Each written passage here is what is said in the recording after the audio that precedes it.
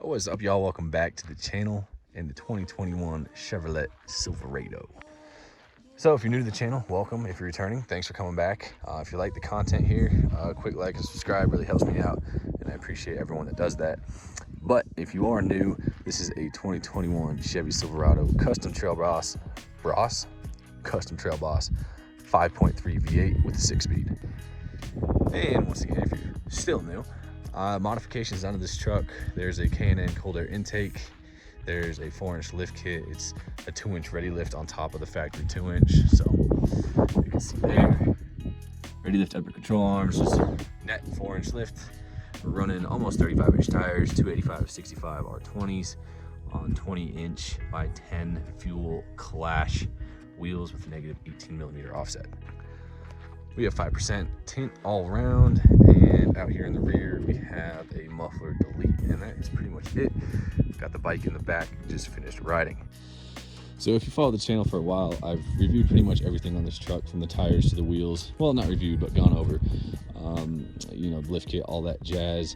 And I'd like to go over kind of a road trip review, because I did just take this truck about, actually, let's look at the trip computer real quick. Pardon the beeping, but 508 miles, a little bit less than that on the road trip because I have been driving it today, and the truck is saying 15.6 gallons per mile. So let's start out with the fuel mileage there real quick.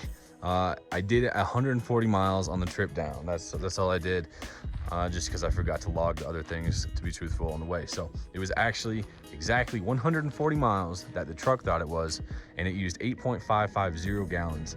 So a couple different numbers here. The truck said after that I got 17.3 on the trip computer. Obviously that trip computer is slightly off, so I went off of how many gallons I actually used versus the 140 on the trip computer, and that netted me, I have to look at it real quick, that netted me 16.3. So even though they're running off the same mileage, using the 140 miles exact that the truck thought it went, and the 8.550 gallons, it was 16.3.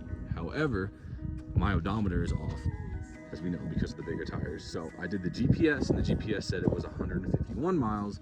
So I actually theoretically got 17.6. So not super mathematically, you know, scientifically accurate there, I guess, but 17.6 is the GPS distance from gas station to gas station, and 8.550 gallons. I can do that one for a fact. Gives me 17.6, which really is not bad. Granted, it's a 4-inch lift on 35-inch tires. So let's get to the road trip review. That was the gas mileage, 17.6. Pretty pleased with that. I took this, if you don't know, I live in Colorado. I took it from the mountains down to Denver, and that is Interstate 70. So if you guys are familiar with the fast lane truck, fast lane car, that kind of stuff, Interstate 70 is where the Ike Gauntlet is. It is a mountain interstate, and it's pretty tough on vehicles. I mean, it's not flat. It's a lot of elevation gain, downhills, uphills, twists, turns. So it's not just an easy cruise like you're going from Georgia to Florida. So I went from pretty equal elevations as well. Denver's at around 5,300, and where I started my measurement, I was about 6,000. So it wasn't all downhill. It was a pretty equal, you know, elevation. Lost a little bit of elevation. So 17.6, even though it was down out of the mountains, I maintained pretty equal elevation, and I should have done on the way back. So enough with the fuel economy. The truck, let's get to the truck. So first off, I want to talk about the interior and how the interior was for about a 400-mile trip. So let's get started.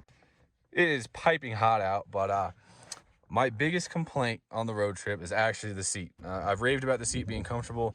I haven't driven this truck that far at all yet. So by the end of the trip, one way, which is about 3.5 to 4 hours, not that long in a vehicle, all things considered, my back was aching, and the day after, my hips really hurt. So I'll hop out here. She's a little bit dirty. I got some breakfast stuff in her from the ride this morning. You can see my shadow really badly. No lumbar support. It kind of, I mean, I could have made maybe a few adjustments, but it killed my back. It really, a lot of people have been asking me, not great. In my day-to-day driving, I'm not in it for usually more than an hour and a half at a time.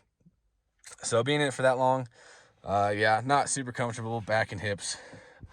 Might have to make some adjustments here to the angles of the truck, but really all you have is front and back leaning and front and back sliding. That is absolutely it.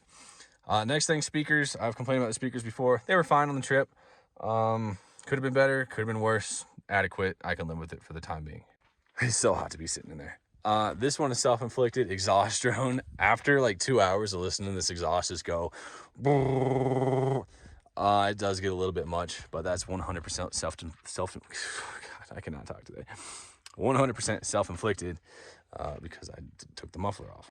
Goodness gracious, it's hot in there. So switching back to this view. Fuel economy, pretty impressed. Ride quality, it's fine. It's a truck. It's lifted. It wasn't awful. I wasn't bouncing around the road or anything. It was pretty good. Seat hurt my back. Speakers, meh for long distance. The whole driving experience, I'm gonna say just drivetrain. Motor totally fine, plenty of power. The transmission had absolutely no gear, no idea which gear it wanted to be in. I'm really nailing talking today. So a little backstory, obviously. So larger tires changed the rear ratio, or the final drive ratio, not rear ratio, final drive ratio on the truck. This one is a 342, so larger tires actually lower that ratio, which impacts drivability. Additionally, my transmission has not been tuned. The transmission and speedometer have no idea that there's bigger tires on the truck. So the transmission's running off whatever the speedometer thinks it is, which isn't accurate, etc., etc., etc. Self-inflicted, yes, but transmission, just no idea what gear I wanted to be in. Now, typically, regardless if you have a modified vehicle or not, and my iPhone screen just went completely black, so hopefully we're still recording. Automatic vehicles, especially on mountain passes, will hunt for gears. This thing was just like up, down, up, down, up, down, up, up, up, down.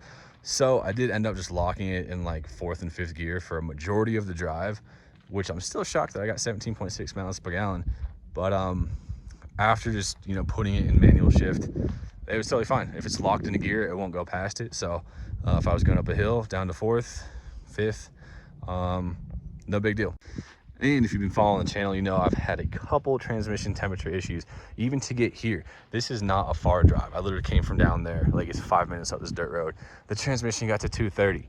On the highway, mountain passes, I think the highest point there is 12,000 feet. I never went over 200, which I'm okay with. I hovered around 190 for a bit going up the steep stuff, but once I locked it in gear and made it stop shifting every 3 seconds, the temperatures actually came down while I was climbing. So that's good to know. So transmission on the highway could be better, but it wasn't bad, not bad at all. So moral of the story here, lifted Silverado on 35s, 4-inch lift, 35-inch tires, no exhaust. It's not the ideal road trip vehicle. If you want to make this the ideal road trip vehicle, probably get your speedometer retuned, probably tune your transmission, and put a muffler on it because it gets a little bit unbearable. But I don't road trip often, so I'm okay with what I have. And obviously we have to take everything with a grain of salt. This is a modified vehicle, so if you're looking at a stock Silverado, I can't attest to it in any way, shape, or form. This vehicle got modded immediately. I bought it and then put everything on it. So I don't have any comparison to it being stock.